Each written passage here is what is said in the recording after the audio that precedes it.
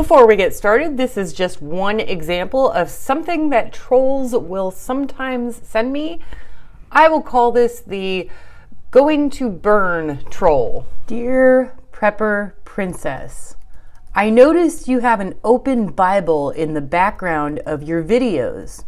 If you believe in some mythological deity that is somehow going to save you, you are even dumber than I thought.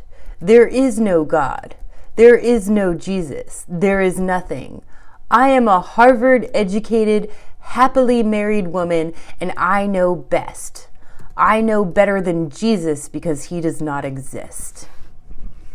That'll show her.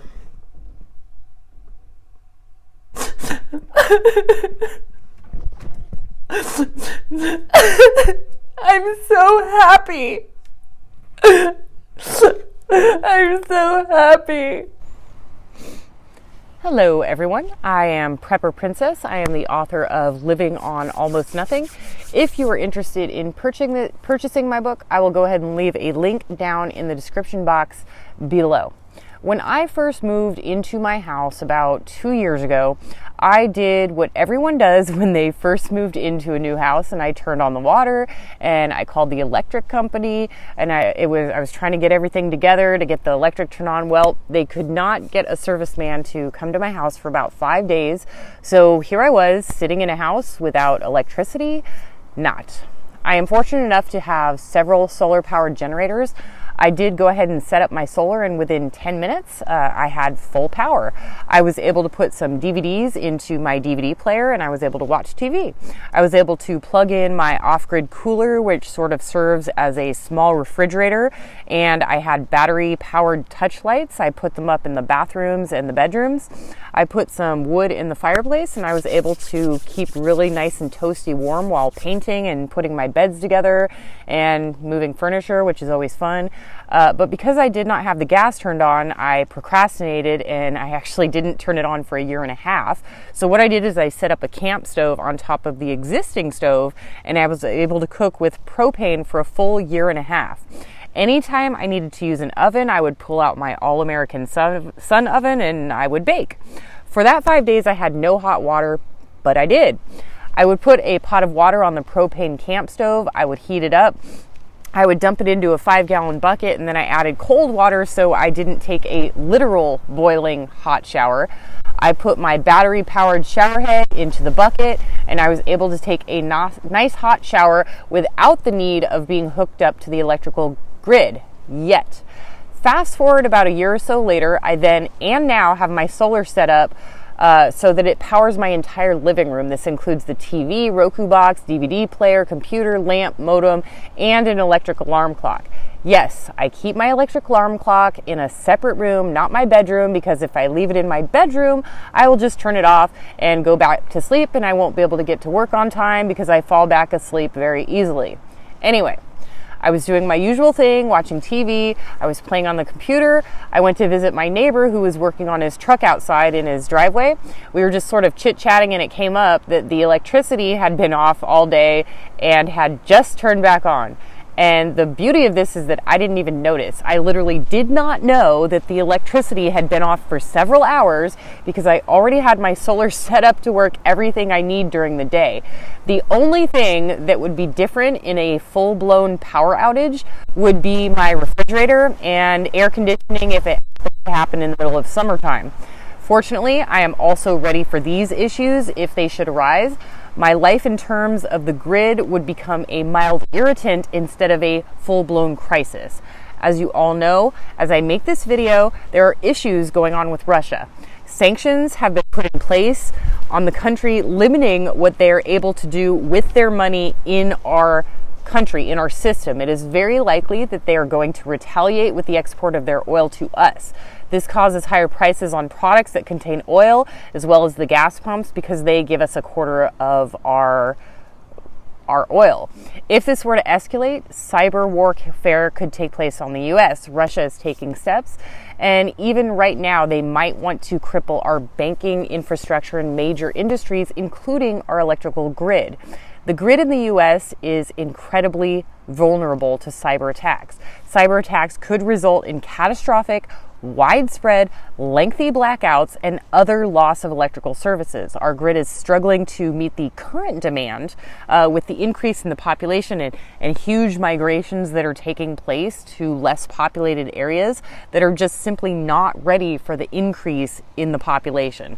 A cyber attack on our power grid would be most detrimental in hospitals, then businesses, then homes. A hospital running out of power for those in need of ventilators would be horrible. Nurses would need to incubate by hand, and they breathe for people using these manual bags. Families might even need to be called in because of the overwhelming situation in order to come into the hospital and take turns on these breathing machines for their family members in order for them to survive. Surgeries could not take place due to the lack of lighting, and the list goes on and on. Businesses would not be able to stay open, so nobody would be able to buy anything. This includes grocery stores, so no groceries for you. Banks would not have the power to distribute money, so no money for you either. Many water facilities pump water with electricity, so no water. That is the beginning of the end. No medical care, no food, no water, no money. It's a done deal. Many of us preppers would be able to weather the storm for far longer than most individuals, but the devastation after only a week would be catastrophic and horrible. And my question is, are you ready? Like, seriously, are you ready? If the power went out right now, how are you going to cook your food? How are you going to keep your food from spoiling? How are you going to keep yourself from going crazy? Do you have a TV that you can power? Do you have a simple battery-powered radio to listen to the news or to music? How are you going to take a shower? How are you going to do your laundry? Do you have your power needs taken care of if you are unable to pay your electric bill? Think about that. What if you can't pay your bill and the power gets shut off to your home? Can you still power anything in your home? It is time to get prepared because our infrastructure is vulnerable to degrading technology and lack of being able to keep up with the growing population. It is totally open to cyber attacks, EMP, bombs, natural CMPs, but there is still time to get ready. Get your solar generators now. Get your alternative cooking methods now. Get your fishing lines now. Learn to forage and create your own food now. Get to know your neighbors now. Help others now. We do not know what is coming. Be prepared, not scared. Do what you can with what you've got. Prepper Princess out. I'm gonna get you. You're gonna get it. I don't think you wipe that smile off your face. Ah! Oh, I'm gonna get you. Oh, I'm gonna get you. Where'd you go? Where you going? Oh, cheater. Who's the little cheater? Who's the little cheater? You little cheater. Right there. You little cheater. What you gonna do? What you gonna do? Wait.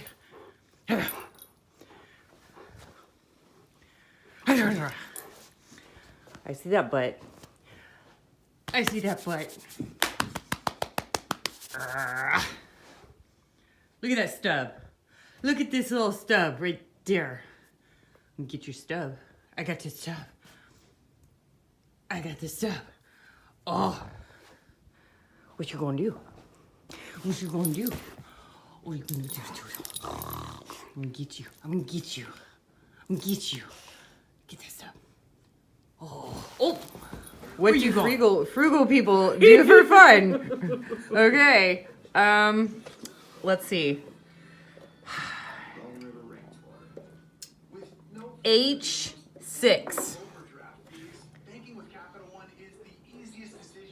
Miss. Ah, no. Oh, bummer. Okay. Bring it on. H6. Quit following me. Miss.